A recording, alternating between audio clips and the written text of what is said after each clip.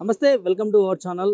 ప్రజావాణి కార్యక్రమం పెట్టిన కాంగ్రెస్ ప్రభుత్వానికి ఇవాళ పెను దెబ్బ తగులుతుందని చెప్పుకోవచ్చు. ఏదైతే మొన్న గురుకులాలు కూడా చూసినాం మనం. సీఎం ఆఫీస్ ముందుకు వచ్చి వాళ్ళ ఏదైతే సమస్య ఉందో 1:1 కావచ్చు, నియామక పత్రాలు అందలేదని చెప్పి అనేక ఆరోపణలు తీసుకొచ్చి ఏకంగా సీఎం గారిని కలవడానికి సీఎం ఆఫీస్ ముందు రావడం చూసాం.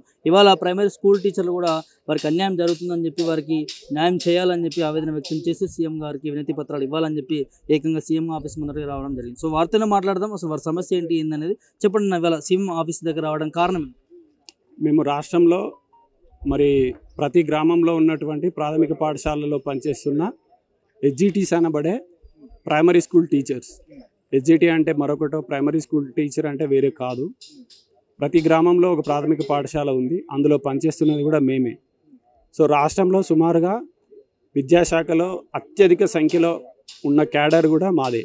ప్రతి సంఘంలో కూడా అత్యధిక సంఖ్యలో ఉండి సంఘానికి వెన్నుదన్నుగా ఉంటూ సంఘాలను నడిపించడంలో, అదేవిధంగా సంఘాలకు ఆర్థికంగా సభ్యత్వాల పరంగా వెన్నుదన్నుగా ఉండేది కూడా మేమే. కానీ నేడు రాష్ట్రంలో జరుగుతున్నటువంటి మరి బదిలీలు పదోన్నతుల లోపల మాకు తీవ్రమైనటువంటి అన్యాయం జరుగుతుంది. ఎలా అంటే స్కూల్ అసిస్టెంట్ తెలుగు, హిందీ, అదేవిధంగా పీడీ పోస్టులకు ఎన్నో ఏళ్ళుగా గతం నుంచి కూడా చాలా ఏళ్ళ నుంచి కూడా హెచ్జిటీలము, అదేవిధంగా ఆల్రెడీ పనిచేస్తున్న భాషా పండితులు, వ్యాయామ ఉపాధ్యాయులం అందరం కూడా అర్హులమే. గతంలో కూడా జీవో నంబర్ 11, 12 ప్రకారము అందరము కలిసి కామన్ సీనియారిటీ ద్వారా పదోన్నతులు తీసుకున్న వాళ్ళమే. కానీ ఉపాధ్యాయ ఎమ్మెల్సీ ఓటు హక్కు ఉందనే ఒకే ఒక కారణంతో ఈరోజు అర్హులైనటువంటి ఎన్సిటిఈ నిబంధనలు, ఎన్సిటిఈ అంటే national council of teacher education, ఇది కేంద్ర ప్రభుత్వ సంస్థ, వాళ్ళు నిర్దేశించినటువంటి అర్హతలు ఉన్నటువంటి ఆల్రెడీ సర్వీస్ రూల్స్ ఉన్నటువంటి హెచ్జిటి ఉపాధ్యాయులను కాదని కేవలం భాషా పండితులు, వ్యాయామ ఉపాధ్యాయులకు టీచర్ ఎమ్మెల్సీ ఓటు హక్కు ఉంది, ప్రాథమిక స్థాయి ఉపాధ్యాయులకు టీచర్ ఎమ్మెల్సీ ఓటు హక్కు లేదు అనే ఒకే ఒక కారణంతో మరి రాష్ట్రంలో ఉన్నటువంటి అన్ని సంఘాలు, ఎమ్మెల్సీలు ప్రభుత్వాన్ని, గౌరవ ముఖ్యమంత్రి గారిని తప్పుదోవ పట్టిస్తూ మరి ఈరోజు అత్యధిక సంఖ్యలో ఉన్నటువంటి సెకండరీ గ్రేడ్ ఉపాధ్యాయులకు అన్యాయం జరిగే విధంగా మేము గతంలో ఉన్నదే అడుగుతున్నాం. గొంతెమ్మ కోరికలు అడగడం లేదు. గతంలో కామన్ సీనియారిటీ ద్వారానే తీసుకున్నాం. మేము లేని హక్కులు లేని కొత్తగా సృష్టించి అడగడం లేదు. సో గతంలో తీసుకున్న దాని ప్రకారమే అడుగుతున్నాం. ఎన్సిటి నిబంధనలు కూడా అదే చెప్తున్నాయి. గత 6-7 సంవత్సరాల నుంచి మేము హైకోర్టులో వివిధ స్థాయిల్లో న్యాయస్థానాలు కూడా ఆశ్రయించడం జరిగింది.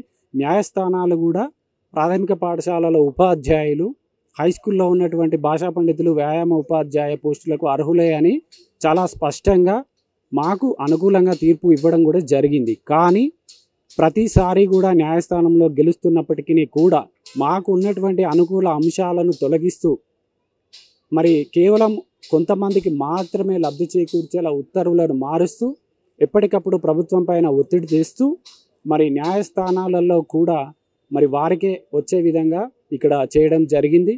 మరి ఈ విషయం గౌరవ ముఖ్యమంత్రి గారికి మరి తెలిసి జరుగుతుందా, తెలియక జరుగుతుందా అనేది మరి మాకు తెలియదు. కాబట్టి నేరుగా ముఖ్యమంత్రి గారిని కలిసి మరి రాష్ట్రంలో ఉన్న 60,000 మంది ఉపాధ్యాయులకు జరుగుతున్నటువంటి అన్యాయాన్ని వివరించడానికి, మరి ప్రజాప్రభుత్వంలో వారు ప్రజాస్వామ్యయుతంగా అందరికీ అందుబాటులో ఉంటూ పాలన కొనసాగిస్తున్నారు కాబట్టి మాకు సీఎం గారు అపాయింట్మెంట్ ఇస్తారనే ఉద్దేశంతో మరి ఇక్కడ నేరుగా వారిని కలవడానికి రావడం జరిగింది. అదేవిధంగా ప్రైమరీ స్కూళ్ళల్లో 1-2 టీచర్లే ఉంటూ నానా రకాల రిపోర్ట్లు, నానా రకాల బోధనేతర పనులు చేసుకుంటూ క్వాలిటీ ఎడ్యుకేషన్ అందించలేక కూడా సతమతమైపోతున్నాం.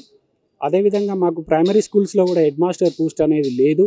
మరి ఆల్రెడీ LFLHM అనే పోస్ట్ ఉంది, కానీ అవి కూడా సరిపోవడం లేదు. కాబట్టి ప్రతి ప్రాథమిక పాఠశాలకు ఒక school assistant equal LFLHM post మంజూరు చేయాలని విన్నవించుకోవడానికి రావడం జరిగింది. అదేవిధంగా గత ప్రభుత్వంలో 10,000 వరకు కూడా ప్రైమరీ స్కూల్ హెడ్ మాస్టర్ పోస్టులు మంజూరు చేస్తామని హామీ ఇవ్వడం జరిగింది. అది కూడా కార్యరూపం దాల్చలేదు. మరి వాటిని ప్రస్తుత ప్రభుత్వంతో మంజూరు చేయించడంలో కూడా మరి సంఘాలు, ఉపాధ్యాయ ఎమ్మెల్సీలు విఫలమయ్యారు. మాకు ఈ రకంగా కూడా అన్యాయం జరుగుతోంది. అదేవిధంగా ఒక్కొక్క హెచ్జిటి సుమారుగా 25 ఏళ్ళు, 30 ఏళ్ళు ప్రాథమిక పాఠశాలల్లో పనిచేస్తూ ఎలాంటి పదోన్నతులు లేకుండా పదవి విరమణ చెందిన వారు కూడా ఉన్నారు. ఇప్పటికీ కూడా 25 సంవత్సరాలకు పైబడినా కూడా మరి ఎలాంటి పదోన్నతులకు నోచుకొని వారు వేలాది మంది ప్రాథమిక పాఠశాలల ఉపాధ్యాయులు ఉన్నారు. కాబట్టి మరి కేవలం భాషా పండితులు వ్యాయామ ఉపాధ్యాయులకే పదోన్నతులు రావడం లేదు అనే ఒక భ్రమను కల్పించి మరి వేలాది మంది ఎస్జిటీలకు మరి ప్రమోషన్లు వస్తున్నాయి, వాళ్లకు రకరకాల అవకాశాలు ఉన్నాయని మభ్యపెడుతూ మరి వేలాది కుటుంబాలను మరి దూరం చేయడం జరిగింది.